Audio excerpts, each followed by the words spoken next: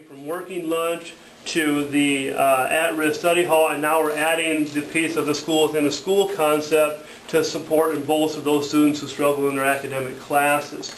So in talking to our coaches and our activity directors, our sponsors, they were okay with that as well. And I guess I was okay with that. That we can do something like that and still make sure that we keep track of where kids are going. The other change in that would be then we would take the quarter. Now the current policy said you were going to be ineligible for 20 school days if you failed a class for the quarter. What we'd like to do is take the state policy, which said it's going to be 30 calendar days, cut that in half and make it 15 calendar days if you fail the quarter. And then the next piece of that is the state-driven policy. Right? The state changed the policy to, before it was 20 school days. Didn't matter what it was 20 school days. So if you failed a course at the end of the semester, and you had a snow day halfway through the 20 days, they tacked on another additional day. So what the state decided to do was, if you fail a class for the semester, you've got 30 calendar days of ineligibility, starting with the next sport, all right, that you participate in. They got rid of the bona fide contestant rule. Smartest thing they could have done. All right. Now a kid can burn off his ineligibility, even though he may never played football. He can go out for football and burn off his ineligibility.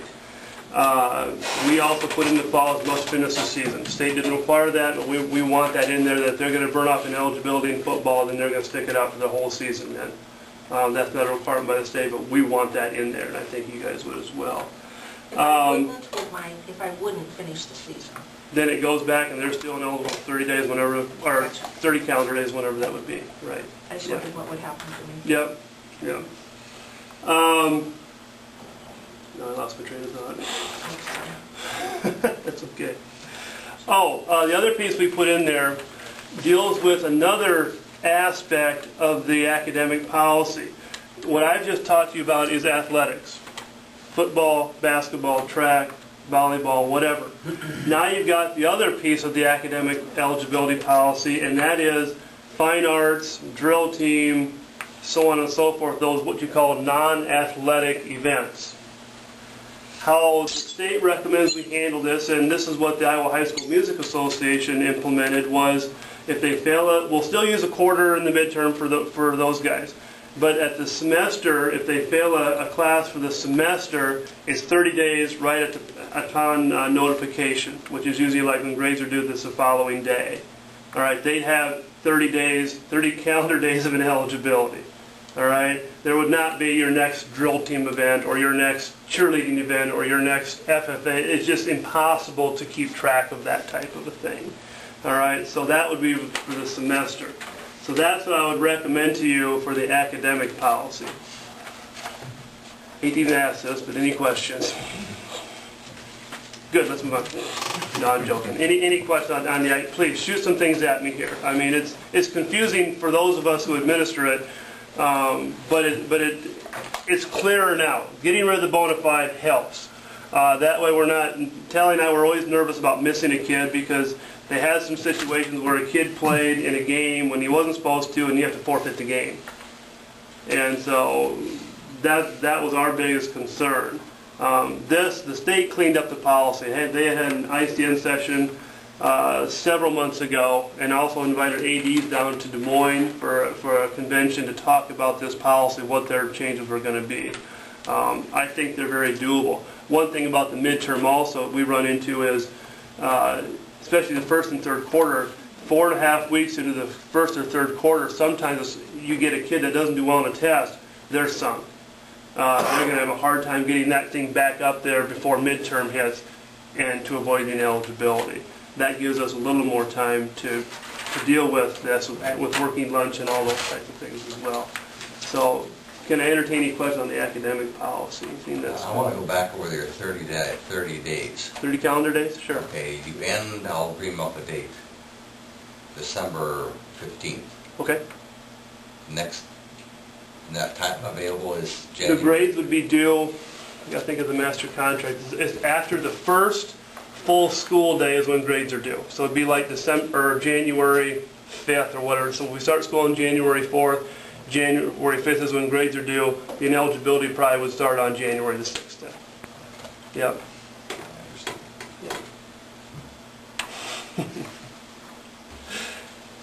Any questions?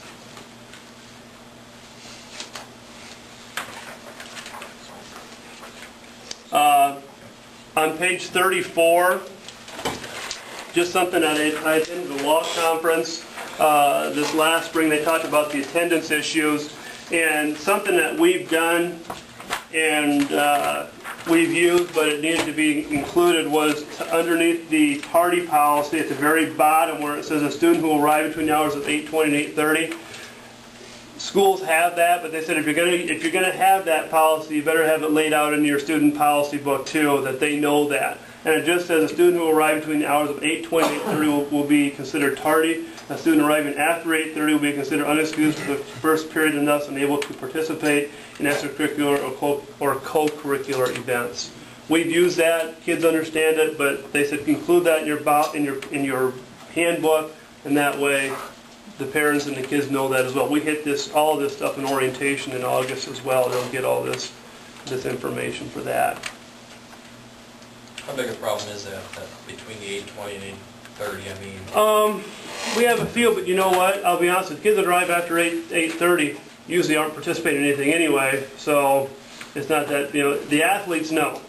You'll see them come flying in at 8:25, 8:26, and to get to that first period class they don't miss and can participate in practice. So we do run into it every once in a while. It's very, very rare that it happens with our athletes or our activity kids. But if mom or dad calls and said, we got a problem and we got to do that, that's a different ballgame. Yes, we try to, we'll have kids that this past winter we had, with the cold weather, we had car trouble. We understand that as long as they get a phone call. Now, it shouldn't happen 5 days in a row that they had car trouble or something like that and overuse it. And we've had that discussion too with a few kids about how their car keeps breaking down on Friday or Friday morning or something like that too. So, but no, we try to be understanding about it. If they have a doctor's appointment or something like that, yeah, we work with them on that piece of it. Last one is page 35 through 37, the good conduct policy. And it's just a quick, we're going to get rid of the bona fide part of that for good conduct as well.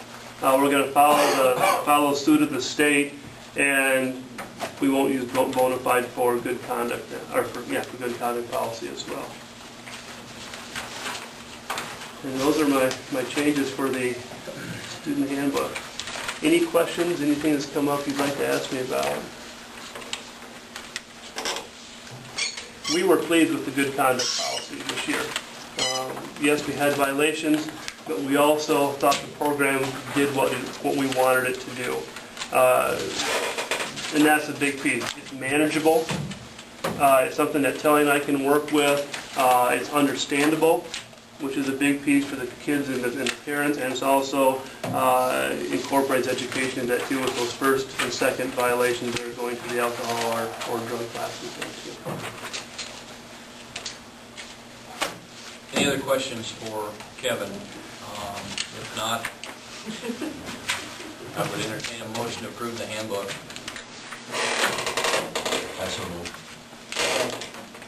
Been moved and seconded to approve the 08-09 handbook as presented. All those in favor signify by saying aye. Aye. Opposed? Motion carried.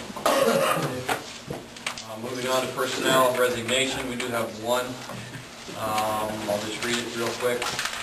This is a notice to inform you of my intent to quit my job as of the last day of May. Marilee Jennings, cook at the middle school. I move we accept the resignation of Marilee Jennings. Moved and seconded to approve the resignation of Marilee Jennings. All those in favor signify by saying aye. Aye. Opposed? Motion carried.